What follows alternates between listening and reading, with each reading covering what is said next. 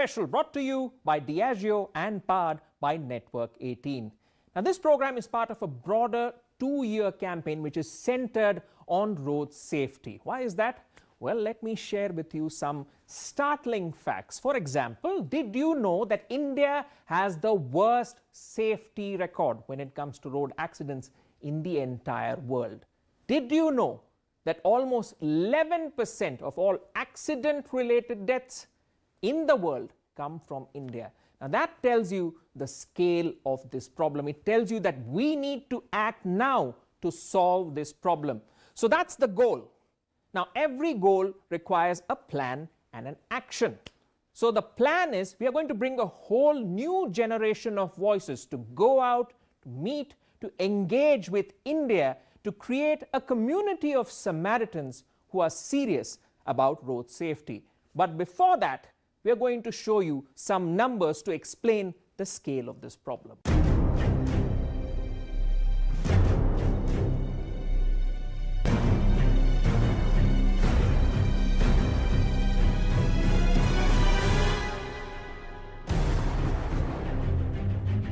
दुनिया भर में हर साल ट्रैफिक दुर्घटनाओं में मरने वालों की तादाद 13.5 लाख के खतरनाक स्तर पर पहुंच गई है। भारत की सड़क सुरक्षा रिकॉर्ड विश्व में सबसे खराब है। सड़क परिवहन और राजमार्ग मंत्रालय के अनुसार अकेले 2018 में लगभग 1,49,000 लोगों ने भारतीय सड़कों पर अपनी जान गंवाई। भारत में विश्व स्तर पर लगभग 2% मोटर वाहन है, फिर भी यह 11% से अधिक सड़क यातायात में होने वाली मौतों के लिए जिम्मेदार है। जहां हर मिनट एक दुर्घटना होती है, लगभग 17 लोग हर घंटे अपनी जान गंवा रहे हैं। ज्यादातर मामलों में क्रैश या तो लापरवाही के कारण होती है या सड़क उपयोगकर्ता की सड़क सुरक्षा जागरूकता की कमी के कारण होती है। भारत में सड़क यातायात दुर्घटना एक महामारी है। यह न केवल एक सार्वजनिक स्वास्थ्य का मुद्दा है, बल्कि एक आर्थिक भी। संयुक्त राष्ट्र के एक अध्ययन के अनुसार सड़क दुर्घटनाओं के कारण हर साल भारत को 5800 करोड़ या जीडीपी का करीब 3% हिस्से का नुकसान उठाना पड़ता है। Now, drunk driving has been a significant cause for these shocking numbers that you just saw. Which brings me to the action part of this conversation. Now, Diageo has taken the lead in tackling incidences of drunk driving by collaborating with governments, law enforcement officers and educators to make sure that this issue is tackled effectively. The net result has been capacity building workshops organized across 15 states in India, which have trained over 4,000 traffic wardens and nearly 6,000 commercial drivers. From the perspective of awareness, the call by Diageo to India to take a pledge to never drink and drive has received over 3 million responses. And now we are co-opting a new generation of voices into this effort. So students from top B schools from across India have been co-opted in this effort to go out and engage with road safety experts to understand the underlying issues so that they can help create a safer world, safer roads for everyone by understanding the issue and figuring out the solution. And of course, it also involves transmitting whatever they have learned in interactions with ordinary people like you and me. So let's take a look at some of those interactions. अगर आप कभी कोई road accident में involve होते या फिर कभी देखते कि रोड एक्सीडेंट हुआ है, ऐसा क्या 5 इम्पॉर्टेंट स्टेप्स आपको लेना चाहिए ताकि आप खुद का और दूसरों का सेफ्टी इंश्योर कर सकें? ओके, मेरा फर्स्ट स्टेप ये होगा कि मैं अपने आप को पहले एक सेफ लोकेशन पे लेके जाऊँ। सेकंड थिंग, मैं देखूँ कि मुझे कितनी इंजरीज हुई है। Third, I can call the ambulance. Okay, fourth, I can see that what is the abilities that there is, if not major injuries, then I can take a car and leave. One more step जो आप ले सकते हैं वो खुद के relatives को inform करना कि आपका सिचुएशन क्या है, end of course documenting the accident ताकि आपके पास प्रूफ और पिक्चर्स रहे। So you know that a lot of rains happen in Mumbai, and since it's a coastal area, and a lot of flash floods also have been happening over the past years. So do you know what you have to do if your vehicle gets stuck in such a flood? Yeah, I mean, the first thing I would see is that I would see my safety first, and then won't bother about the vehicle at that instance, because safety of the human being is prior importance than any other thing. So I'll try to move out into a location where it will be safer, not flooded. And then post when the water recedes, we can go about looking after the vehicle. Okay. So the initial 3 steps that you are suggested to do is you have to unbuckle your seat belt, and then you have to try opening your windows, and then switch on your headlight and hazard light, and then try to get out, so that personnel can find you when they require. So let's talk about the drunk driving thing. Okay. I mean, it's been a menace in our country. So can you just tell me on the present situation of fines that a person is supposed to pay if he's been caught by the traffic police? I don't think there's just a fine. I think that should be the person should be penalized as well. Yes. And taken to court. I think a fine will not justify the crime that is. Actually, I mean, it's been a mixture of both. I mean, if you have been caught, first time by a traffic police while drunk driving, you have been fined 10,000 with a 6 months of jail. And if you've been caught second time, I mean, it's 15,000 with a 2 years of jail. So there's a heavy penalty on that. All right, we'll take a very short break on that note. But are you kicked up about road safety? Yes. All right, when we return, our leaders of tomorrow will be driving forward in their quest to understand the nuts and bolts of road safety. Stay tuned.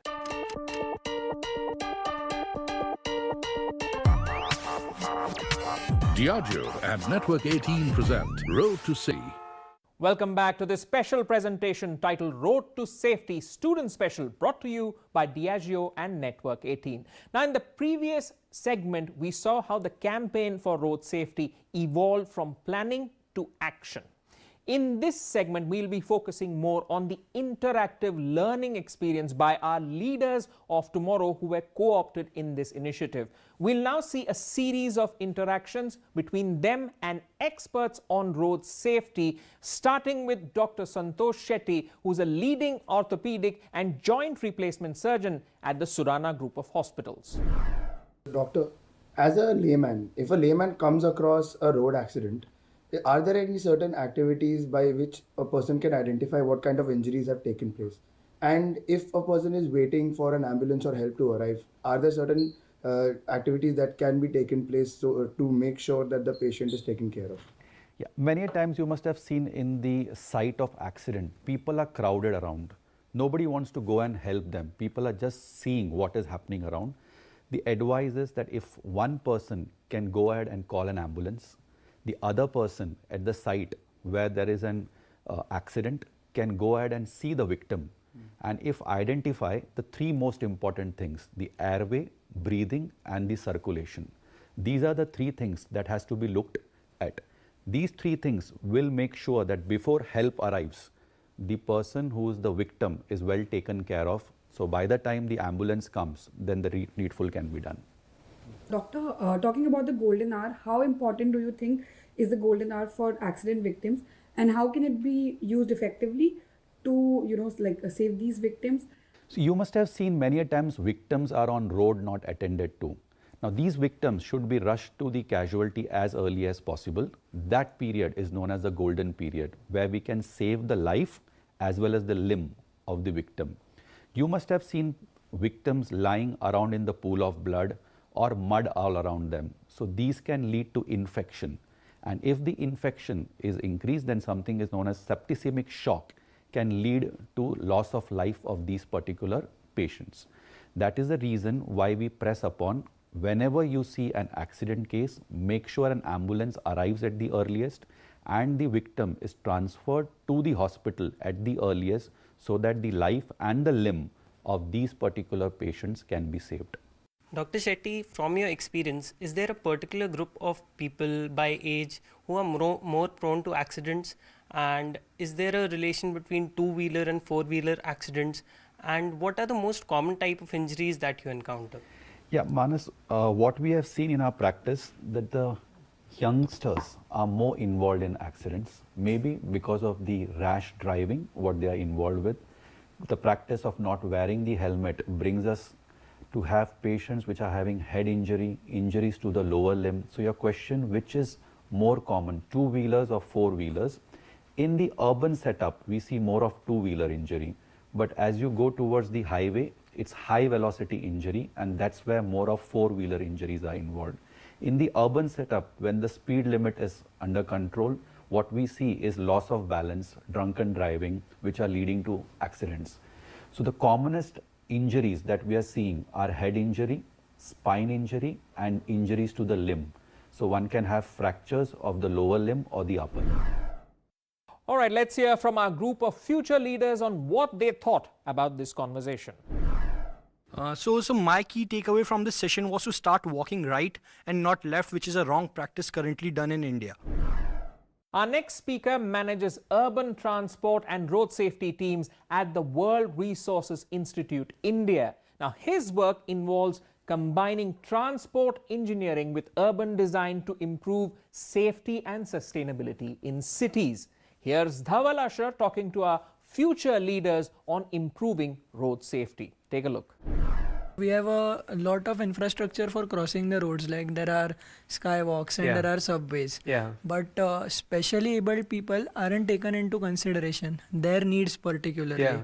So what kind of infrastructure can be undertaken or constructed for that, and are the representatives from that community also involved in planning? We are in a situation where we have way too many cars now. We have more cars than how much our road can take. It's growing. We are also in a situation where we have, in our cities at least, we have a lot of pedestrians. More than 50% of those that die in our cities are pedestrians. What do you do about it? You plan infrastructure that is at grade, right? You see, in our peak hours, we are anyway not seeing speeds higher than, I don't know, 15, 17 kilometers per hour at best. At most times, I think we are at 7-8 kilometers per hour, right? I mean, so you can really sort of, so the speed delay, right? Your delay is actually not too much higher. Besides, even if you've built your footover bridges and subway, every single signal cycle has people crossing on at grade. They are telling you, you know, the beauty of design and sort of by extension designing pedestrian infrastructure is that they are already telling you how to design for them. They are crossing at grade. Just make that facility better. So the whole idea of technology and how technology is also moving faster to help you. And in this situation, there's another part which is a major chunk, that is surveillance and traffic management. When you have those roads, what do you then do on those, and how do you manage those with the rules that you already have? So I just wanted to understand that whether we can use like integrated systems like Internet of Things and AI to help us better like have surveillance of those roads and also like traffic management. We are already using a lot of technology. So I mean, so C-Link has what is called as automated number plate recognition cameras. They are called ANPR cameras. I think the Eastern Freeway also has that. There are lots of other surveillance cameras in the city that the traffic police uses to book violations. So I think the technology is there. We have technology, we have the cameras, we have a surveillance center, we have the data systems, we have all of those things. We just need to use them better. It's time now to distill a few key learnings from this conversation. Let's hear from the students on what they learned on talking with Mr. Asher. We should focus on road safety through development in infrastructure. So that is one of the key takeaways, and also leveraging technology for road safety. Now, these students also had a chance to visit other cities in India. One of their pit stops was in Pune to understand more about road safety from Dr. Nirmal Kumar Rakshe, who leads UNM Life Care, which provides emergency medical services in India. Let's listen in. It's not only about creating awareness in the community, but also all the citizens should have a basic knowledge of how to help road traffic accident victim. When we look about the entire scenario, there are a lot of accidents that happen. But when we think about going and helping them, there comes a hesitation in mind, because we are not sure as to whether we'll be able to help them, because we are not even aware about what should be the steps that should be taken. So if you could, guide us about what are the steps that needs to be taken by a common man when he sees any kind of accident that happens on the road. There is a law recently passed by the Ministry of Road Transport and Highways called Good Samaritan, wherein you can help a road traffic accident victim. You can take him to the hospital, and you're not supposed to disclose your identity.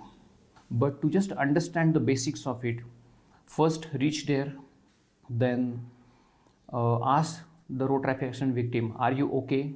If he's conscious, he will answer you. If he's unconscious, he will not be able to answer you. So you will be able to understand whether the patient is conscious or unconscious. Call an ambulance 108. Call for help till ambulance reaches to the spot. You're supposed to help the road traffic accident victim. So from bystanders, you can take help. You can shift him to the safe ventilated place and check his ABC. ABC is airway, breathing, circulation. If airway is okay, breathing is okay, and circulation is okay, then you can just put it in a coma position.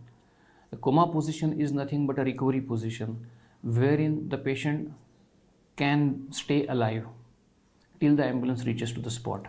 And then we can shift the patient, or we can hand over the patient to the ambulance crew as and when the ambulance reaches to the spot.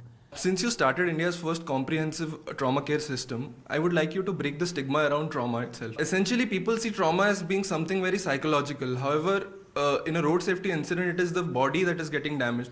So how would you say that attending to trauma properly can lead to saving of lives in a physical accident, so to say? Trauma is nothing but an external influence on your body or your mind. Usually there are three types of damages happen to that particular human being or his life. One is definitely psychological trauma because of road traffic accident. This is a physical trauma, and there is financial trauma. So there are a lot of disturbances happens just because of one road traffic accident. And recovering that particular road traffic accident victim from all the different type of disturbances which he is undergoing, we need a proper system, and that is what we have done. All right, it's time now to see what the key takeaways were by the students from their interaction with Dr. Rakshay. What I thought about today's session was a lot of us have actually been in the practice of driving, but we don't really know what should we take care about, what steps we should take in case of any disaster or any kind of hazard happens on the road. So this session was very informative in those sense, and I felt it was great learning all this, and I really thank Diageo for giving us this opportunity to be a part of this session. Let's get in a perspective from the C-suite as well, with a personality who's a well-known speaker in national and international conferences on environment, health and safety. Here's Lalit Gabane, Director General and CEO of the National Safety Council, Navi Mumbai, with his thoughts on road safety. Sir, according to the Law Commission of India, more than 50% of the victims died because of preventable injuries. They could have been saved had they been provided some kind of first aid in the golden hour. So according to you, how impactful has the Good Samaritan law been for that purpose? It's very important to follow the Good Samaritan guidelines, and the role of Good Samaritan is very crucial in the golden hour. If we see somebody met with accident, and if you are a passerby, it's our moral duty to provide the necessary help to the injured, take him to the hospital. And let us not be worried that if I take him to hospital, I will be questioned by police or I will be detained in the hospital for further care. That's not the right thing. We must provide necessary help to the injured. What do you think, what is the importance of seat belts and the helmets for the drivers and the car drivers and the bikers? Our head is very important for our survival, and that needs to be protected. So if you ride a bike and do not wear the helmet, or wear the helmet just because of the fear of that you will get caught on the red signal, that's not true. The helmet is for our own safety.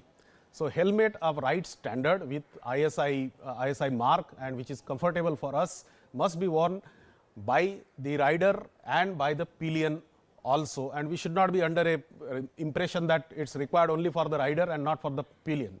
Similarly, the seat belts play a very important role in ensuring the safety. Seat belt must be worn. If you do not wear seat belt and if your car is hit by somebody from behind or from the front, you can be thrown out of the car, and there have been enough number of accidents like that. So seat belt by everyone sitting in the car, whether you are on the steering wheel or you are on the next to the driver or you are on the rear seat. It is very, very important, and that is why the seat belts are mandatory on the part of automobile designer. Okay, so there is a purpose, there is a reason why the seat belts are provided, and we must wear the seat belt when we are sitting in the car in any seat. Let's see what our leaders of tomorrow took away from their conversation with Mr. Gabane. One thing is very important, that we be safe on the road, but the other thing is that we have to be a good Samaritan. So if I see any accident on the road, the first thing is that there has to be a first aid in the golden hour. With that, it's a wrap on this feature titled Road to Safety Student Special, brought to you by Diageo and Network 18. Now, the aim of this 2-year campaign has been to open up all of our minds to the idea of keeping roads safe. So I hope you will join me and, of course, our leaders of tomorrow in taking the pledge to never drink and drive.